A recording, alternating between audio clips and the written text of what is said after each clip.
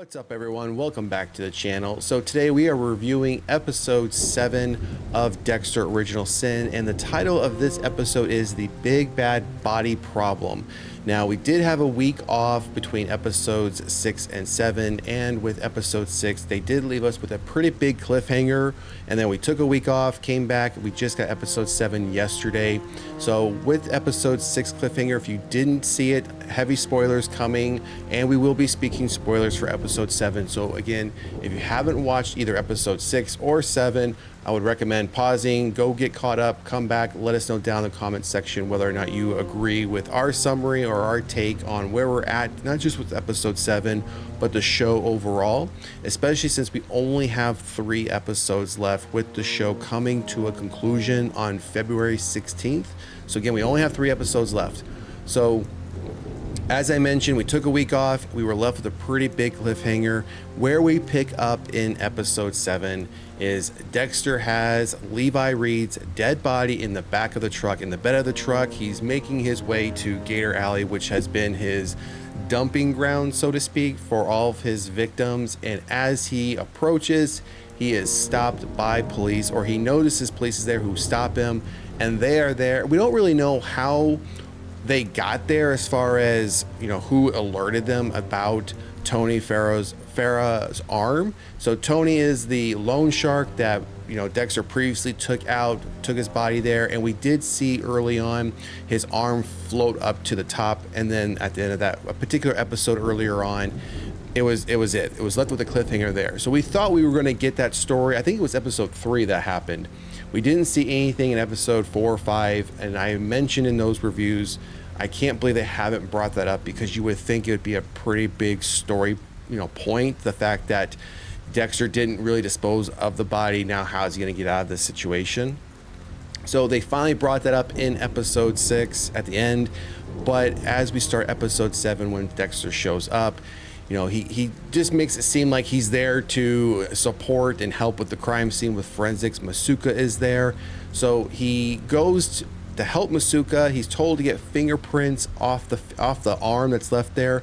And right then and there, Dexter figures out a way. It's just a coincidence that he sees gators off in a little bit of a distance, and while everyone's back is turned, he makes it seem like a gator came up, almost attacked him, but managed to grab the arm and take off, which now he wasn't able to get fingerprints. But they do know the fact that, you know, obviously everyone saw the arm, saw the ring, and there had to have been pictures taken, because it does come up later on in the episode as far as Batista goes. So I think it was kind of a throwaway, in my opinion. I think that could have been a good story plot to continue, at least with with this episode, and with 3 left, that they finally found, you know, the arm. They've identified it. Now how's Dexter going to get out of this? Now they should have done that earlier on in the season, in my opinion, rather than waiting until episode 7. So I think this was just, again, a throwaway story that, you know, you watch it and you think to yourself, well, if the arm's just going to get away and Dexter's not going to have to deal with it,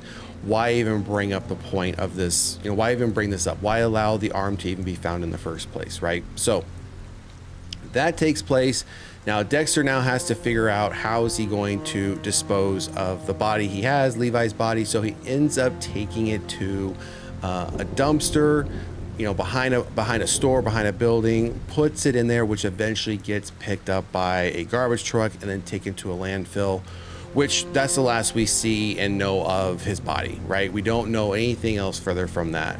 Now the thought is it would be lost there somehow, and we won't see that story point or that plot come back up again with only 3 episodes left. So again, bit of a throwaway, in my opinion.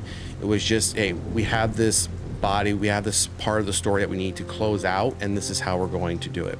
So again, I had been hoping and waiting for the moment to come up where we finally, you know, get the arm. And I was hoping we would even get the earrings from the nurse that he killed in episode 1, because he did throw those earrings into the same water that the arm floated up from as well, but we didn't see that either. So as we move on into the episode, I think this is the first episode where we finally see a little bit more FaceTime with all the some of the original cast from the original series. So we saw a little bit more of Batista, LaGuerta, and Masuka in this. They've been kind of absent the last few episodes, so they did get a bit more face time in this. Batista, obviously, because of Tony, because of the previous case, situation he had worked, he wanted to continue with that, but Dexter talked him out of it. LaGuerta is working with Harry, which we'll cover off on, what they're working on here in a moment. And Masuka, just again, part of the forensic team. He was there to find the arm, and he's there as part of the overall broad story of whoever this kidnapper is that took the judge's kid earlier on in the season and is now taking Aaron Spencer, the captain's son, as well. I do have some points that we're going to walk through, and then we're going to sum it up with what our review is. So as we already mentioned, Dexter managed to feed Tony's arm to an alligator, and was able to convince the police that he was just there to work the crime scene, and the arm just happened to get away. So we've covered off on that already. Again, I think that was just a throwaway. So we also have covered off on Dexter having to dispose of Levi's body, put it in the in a dumpster, go into a landfill. Again, throwaway story point for me. Now, we do see a bit of Sophia pop up a couple times throughout here in the episode. One where she's trying to get a hold of Dexter. Dexter thinks, doesn't know what these codes are that she's paging him. Deborah helps him kind of decipher that, as far as, what these numbers mean. So, Dexter being Dexter, like what we saw in the original series, not much of a ladies' man, not knowing how to date, so to speak. And Sophia shows up, finds a condom in the truck when Dexter's trying to leave the house. So she gets upset, thinks Dexter's cheating on her, and leaves. So again, kind of a subplot just to add a bit of drama to the overall story of Dexter's life at this point. Then we see where Deb and Sophia get into a bit of a fight. I don't want to say a falling out, but they do get in a fight where Deb doesn't take Sophia's side, believing that Dexter had cheated on her. And Deb's like, well, this is Dexter. He's not that type of person. He doesn't really know, how to act, when it comes to ladies or it comes to dating. But Sophia doesn't want to hear it.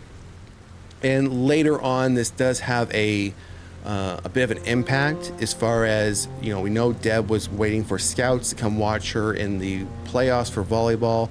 But no, Deb being Deb, what we've seen from her in the original series and what we've seen from her thus far here, she gets into a fight with a teammate, punches her, and ultimately gets suspended from school and kicked off the volleyball team. So now that is, all over and done with, right? And she doesn't seem really to care. So when Harry finds out and she tells Harry, she doesn't really care. She's like, I'm that's not part of my life anymore. Moving on, not going to college, and goes off with Gio, her boyfriend. And again, that's just like a sub-story plot that it feels like it's just a throwaway. It's just there to add, camera time. Like, it doesn't really add anything, in my opinion, to the overall story if we're supposed to be focusing on Dexter. But again, I understand that this is supposed to be, what's going on with Deb, Dexter, and Harry earlier on until Harry dies. So we have that point.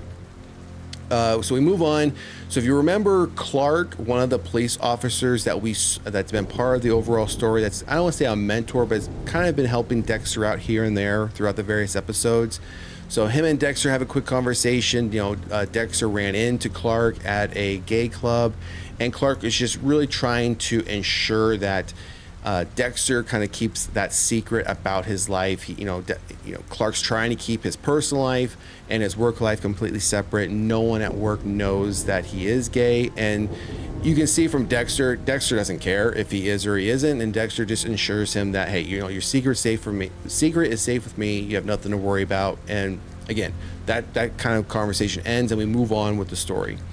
So now, this is, I think, a pivotal point in the show, which they're not spending too much time on, is the case that LaGuerta and Harry are working, which follows some of the kills that we've been seeing, some of the murders we've been seeing since the first episodes, where now they believe they have a serial killer on their hands.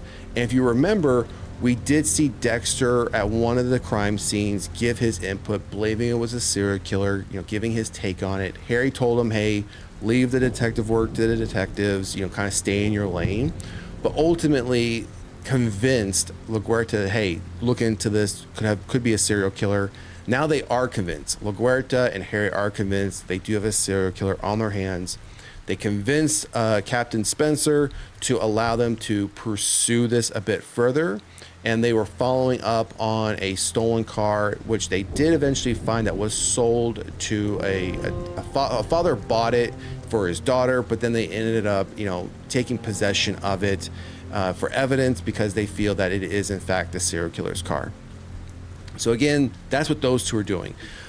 We do see some flashbacks. Now, and you've heard me say before in previous summaries when we do these reviews, I feel like up until this episode, much of Harry's story has been nothing but the flashbacks between him and Laura, how they came to meet, that relationship, the affair, Doris, who is Harry's wife, finding out about the affair, all that, all flashbacks. This was the first episode. I think we only had a couple flashbacks with Harry. So otherwise, Harry's story stayed in present time, which I was glad to see. I was getting kind of tired of seeing the flashbacks because, again, I don't feel it really added much to it. We knew much of that information from the original series. Again, I feel that we're just now getting a visual representation of that. So for me, it's not adding much to the story, and I'm glad that they didn't give us too many flashbacks. But in one of them, we do have where Harry is apologizing to Doris for cheating on her with Laura Moser, who is Dexter's mother, if you don't already know.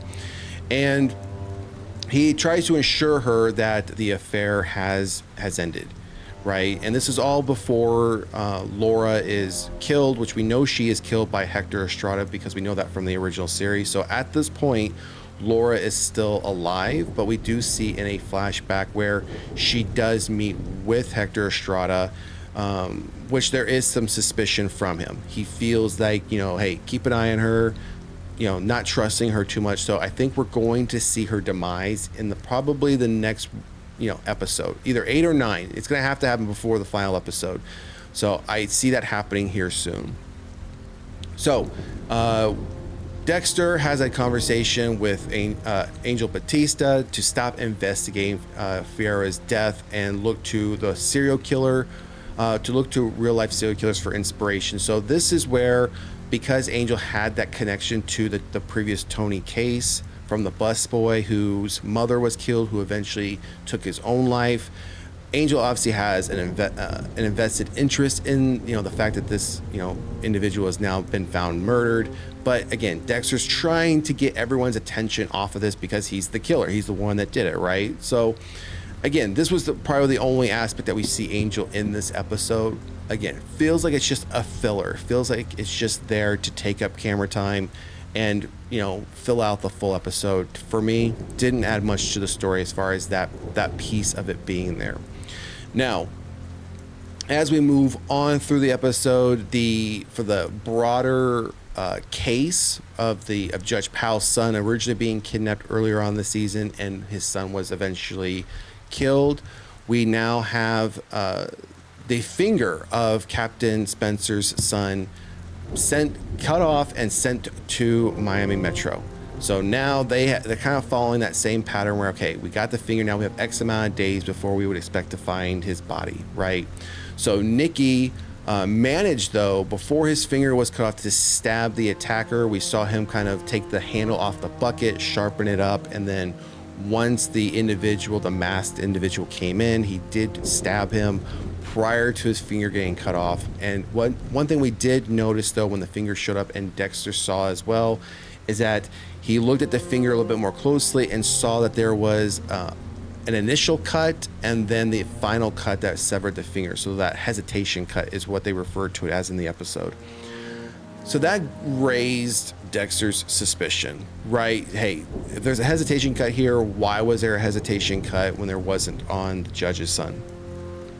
So they also Dexter found on the box that the finger was in, towards the bottom, a blood spot. They ran it to see if it was or wasn't Nicky's, and it wasn't. It was. They got the blood type back, but as the episode comes to a conclusion, Captain Aaron Spencer is sitting at Dexter's desk looking at the results, and I didn't think they were going to point it out so obviously, meaning that Dexter would see it and they would talk about it, but we do see while the captain is sitting there, his sleeve is kind of pulled up a bit. We see a bandage on his left wrist where you can see he's been injured.